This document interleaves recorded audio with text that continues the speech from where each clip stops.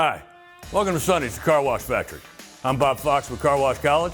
Today I want to review the necessary preventative maintenance on your Sonny side washers. Before we start, make sure to get a copy of the owner's manual, which you can download at sonnysdirect.com. Review all the safety information related to this procedure.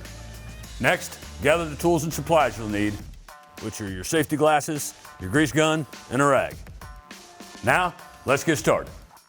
First thing we want to do is grease the rotational bearings on the front of the brush, being careful not to get any grease on the cloth. So you got two rotational bearings there. Vic will show you to pop that. Wipe it down the grease fittings. Always remember, 1 or 2 pumps.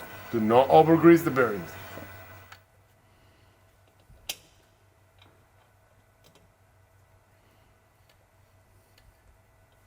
Now he's got pivotal bearings back here on the arm. Again, this will be a monthly grease on this, weekly on the rotational, monthly on the pivoting bearings. One underneath. Just use a standard marine grease, all-purpose grease for these bearings is fine. Now remember, our bottom motor side washers have grease fittings on them as well. We make it easier by putting holes in the hub where you can spin the hub until you get to the grease fitting so you don't have to go through the top. Those grease fittings are often neglected because they're not easily seen, but don't forget that they're there. And there you have it. When it comes time to service your side washers, remember, your pivoting bearings are greased on a monthly basis and your rotational bearings are greased on a weekly basis.